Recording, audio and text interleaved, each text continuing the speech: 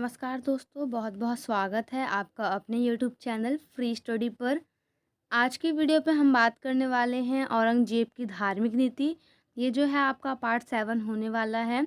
इससे पहले मैंने आपको 6 पार्ट ऑलमोस्ट करवा दिए हैं और सभी का सेपरेट टॉपिक की वीडियो आपको मिल चुकी होगी। अगर आपको वीडियो अभी तक नहीं मिली है तो प्लेलिस्ट की लिंक मैंने आपको डिस्क्रिप्शन में दे रखी है, वहाँ से जाके आप प्रॉपर प्लेलिस्ट चेक कर सकते हैं।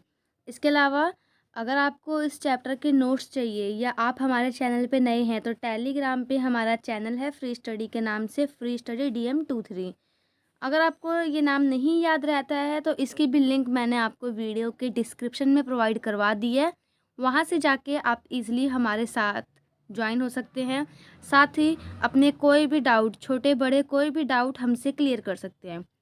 तो चलिए देर ना करते हुए स्टार्ट करते हैं अपने वीडियो को। आप सभी को पता है कि औरंगजेब कौन था, ये चीज़ आप मुझे कमेंट में बताओगे कि औरंगजेब कौन था और औरंगजेब के फादर का नाम यानी पापा का नाम क्या था। तो अब हम थोड़ा सा इसकी भूमिका पढ़ते हैं। क्या होता है कि जब भी आपका क्वेश्चन आएगा तो ज़रूर आएगा धार्मिक नीति, औरंगजेब की धार्मिक नीति।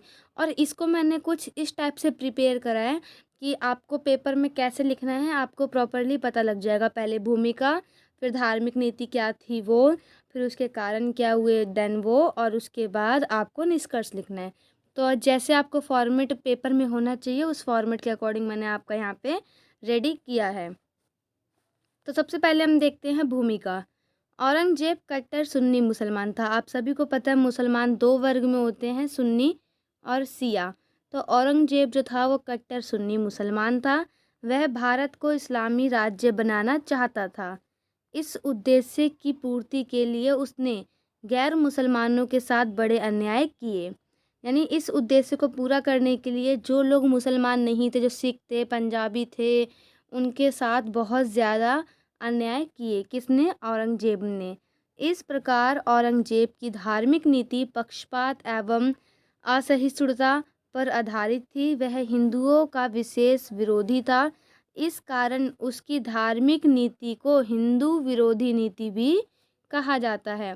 जो बच्चा SSC या UPSC की तैयारी कर रहा है उसके लिए ये बहुत ही इम्पोर्टेंट क्वेश्चन है। आपसे पेपर में पूछा जाता है कि धार्मिक ये जो है हिंदू विरोधी नीति किसके मतलब किस शासक ने ये लागू करी, या किस शासक की धार्मिक नीति को हिंदू विरोधी नीति कहा जाता है। तो इसका आंसर है औरंगजेब। औरंगजेब ने क्या किया था इस्लाम के प्रचार के लिए? सबसे पहले उसने मंदिर तथा मूर्ति को तोड़ा।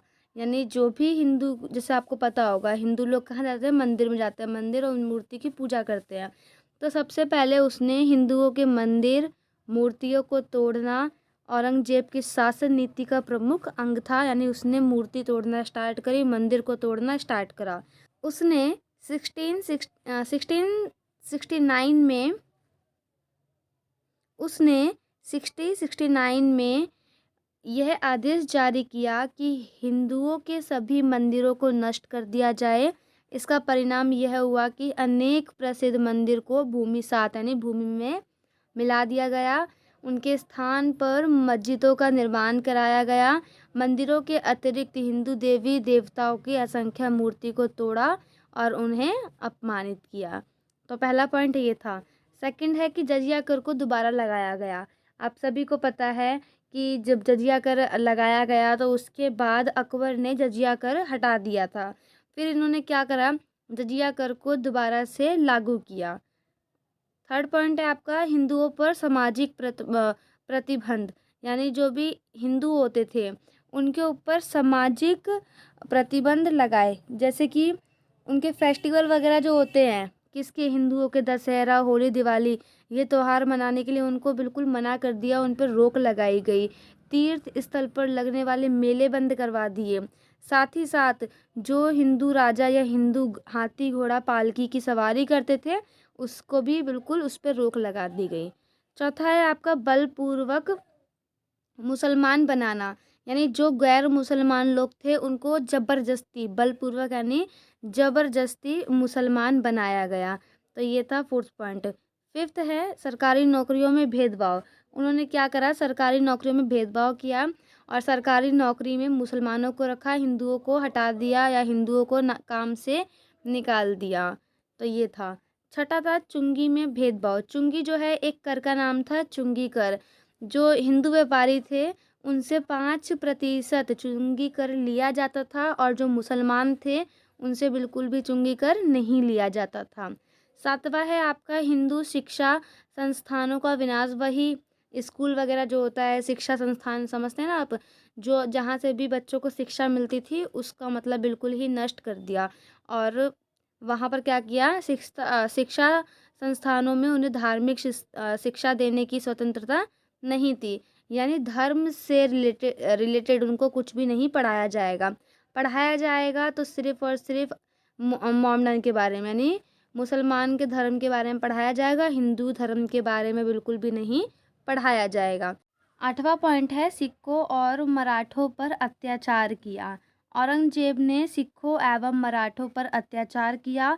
उसने सिखों के जो गुरु थे तेग बहादुर, उनका वध करवा दिया। मराठों के विनाश के लिए वह दक्षिण में 25 वर्ष तक युद्ध करता रहा। यानी वो चाहता था कि मराठे जो हैं वो भाग जाएं या मतलब उनका विनाश हो जाए, तो इसलिए उन्होंने 25 साल लगातार युद्ध किया। और सिया राज्यों के साथ भी उसने असहिष्णुता की नीति अपनाई। औरंगजेब की धार्मिक नीति के परिणाम, अकबर ने अपनी उदार धार्मिक नीति से एक शक्तिशाली साम्राज्य की स्थापना की थी, लेकिन औरंगजेब ने अपनी धार्मिक असहिष्णुता की नीति से उसका पतन कर दिया, उस साम्राज्य का पतन कर दिया, मतलब अपने साम्राज्य का पतन कर दिया और उसको अंत की ओर ढकेल दिया, यानी पतन की ओर ढकेल दिया। कौन से राज्य का? ये राज्य वैसा राज्य नहीं है, इट मीन्स मुग़ल साम्राज्य जो था ना, वो मुग़ल साम्राज्य का बिल्कुल ही इसने मतलब पतन की ओर ढकेल दिया। क्यों? क्योंकि अकबर ने क्या किया था, अकबर ने हिंदू मोमडन सबको आपस में मिलाया था ताकि उसका मुग़ल साम्राज्य बढ़ता रहे। लेकिन इन्होंने कुछ ऐसा किया कि लोग इनके विरुद्ध हो गए। विरुद्ध होने के बाद उन्होंने क्या किया, वहाँ से लोग दूर दूर हो गए और साथ ही इनके साथ बहुत ज़्यादा युद्ध किया। अब देखते हैं हम परिणाम में क्या है। बहुत ज़्यादा भयंकर विद्रोह हुए। विद्रोह किस किस ने किए थे? जाटों ने, सतनामियों, सिखों, बुंदेलों एवं राजपूतों ने। इन सब ने मिलकर बहुत ही भयंकर विद्रोह किए, किसके? मुग़ल के खिलाफ, और मुग़ल साम्राज्य की नींव हिला दी। तो यही सबसे मेन कारण है मुग़ल साम्राज्य के पतन का। राज्य की आमदनी कम हो गई क्योंकि मुसलमान अनेक करों से मुक्त कर दिए गए थे। अब जाहिर सी बात है, अगर सपोज़ करो ये ए है, यानी मतलब एक लोगों की बात करते हैं हम यहाँ पे, ये ए है, ये बी है, ये मोमडन है, लेकिन ये जो है वो हिंदू है या किसी अदर कास्ट का है। अब अगर ये अपना इनको टैक्स लगता है, सपोज़ करो दोनों से टैक्स लगता है, तो 10 रुपये इसने दिए, 10 रुपये इसने दिए, तो 20 रुपये हो गए, किसके पास हो गए? यानी साम्राज्य के पास 20 रुपये आए साम्राज्य को चलाने के लिए। लेकिन इन्होंने क्या करा कि मुसलमान से टैक्स ही नहीं लिया, यानी ए ये हो गया, बी ये हो गया, इनको टैक्स फ्री रखा, इन्होंने दिया, तो सिर्फ़ और सिर्फ 10 रुपये आए। अब देखो, जाहिर सी बात है, अगर खर्चा एक टाइम का चल रहा है वहाँ पर, तो वो 500 रुपये के अगर सपोज़ करो आपके घर है, आपके पिताश्री कमा रहे हैं कुछ, उनकी सैलरी 10,000 है, तो आपकी ज़रूरतें भी 10,000 के अकॉर्डिंग ही होगी। अगर 5,000 सैलरी है तो आपकी ज़रूरतें भी उतनी ही होगी 5,000 के अकॉर्डिंग। तो अब जाहिर सी बात है, अगर उनकी सैलरी कम होगी तो आपको अपनी ज़रूरतों को कम करना पड़ेगा, और एकदम से ये चीज़ बैलेंस करना मुश्किल होता है ना? तो वही चीज़ वहाँ पर भी हुई। फिर उन्होंने बी ने क्या करा, बी ने टैक्स ना देने के लिए बी भी ए में बन गया, मतलब बी ने अपना धर्म परिवर्तन कर लिया। तो जो 10 रुपये आए वो 10 रुपये भी नहीं आए। अब जब कर नहीं आएगा राज्य में तो राज्य चलेगा नहीं, तो जो आमदनी है वो बहुत कम हो गई, जिसकी वजह से साम्राज्य में पैसा आना बंद हो गया और साम्राज्य नहीं चला। थर्ड पॉइंट है औरंगजेब की गैर मुसलमान प्रजा सम्राट के विरुद्ध हो गई। जो भी गैर मुसलमान थे, जैसे मैंने बताया ना आपको, जाट हो गए और हिंदू हो गए और ये सिख वगैरह हो गए, तो ये सब विरोध में हो गए। वह इस साम्राज्य के पतन का इंतजार करने लगी। औरंगजेब की धार्मिक कट्टरता की नीति ने मुगल साम्राज्य के भाग्य का निर्णय कर दिया। इस कारण मुगल साम्राज्य के विरोधियों की संख्या दिनों दिन बढ़ती चली गई। देश में अशांति और अव्यवस्था ने भयंकर रूप धारण कर लिया। सभ्यता और संस्कृति का प्रभाव बंद हो गया। अब ऐसा कुछ होगा, लड़ाई दंगे होंगे, मतलब लड़ाई दंगे ये सब होगा तो जाहिर सी बात है शांति रहेगी ना, शांति रहेगी नहीं, अशांति फैलेगी। अशांति फैलने लग गई, जहाँ मतलब युद्ध वगैरह हुआ, काफ़ी लोग मरे। तो इसी से क्या हुआ कि जो मोहम्मदन साम्राज्य था, यानी ये जो साम्राज्य था मुगल साम्राज्य, उसका अंत हुआ। अब देखते हैं, निष्कर्ष की बात करते हैं।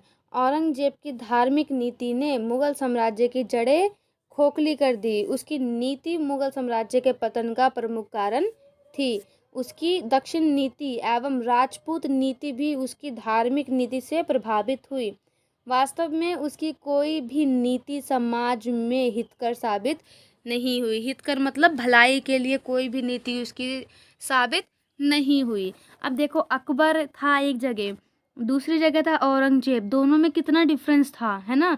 औरंगजेब ने कितना मतलब बेकार किया और अकबर ने इतना अच्छा किया कि उसके साम्राज्य का काफ़ी ज़्यादा जो है विस्तार हुआ। तो देखो, यहाँ पर आपका 3 टॉपिक थे औरंगजेब से रिलेटेड। एक था औरंगजेब की दक्षिण नीति, राजपूत नीति और धार्मिक नीति। धार्मिक नीति हमने इसमें पढ़ लिया है। अब आप पढ़ेंगे राजपूत नीति, और जो आपका यूनिट 4 आएगा, यूनिट 4 में आप प्रॉपरली दक्षिण नीति के बारे में पढ़ोगे, तो वो मैं वहाँ पे क्लियर करवा दूँगी। आई होप आपको वीडियो पसंद आई हो। वीडियो पसंद आई हो तो प्लीज़ एक कमेंट करके ज़रूर बताना कि मैंने आपकी कितनी हेल्प की है। मिलते हैं नेक्स्ट वीडियो में, तब तक के लिए जय हिंद, जय भारत।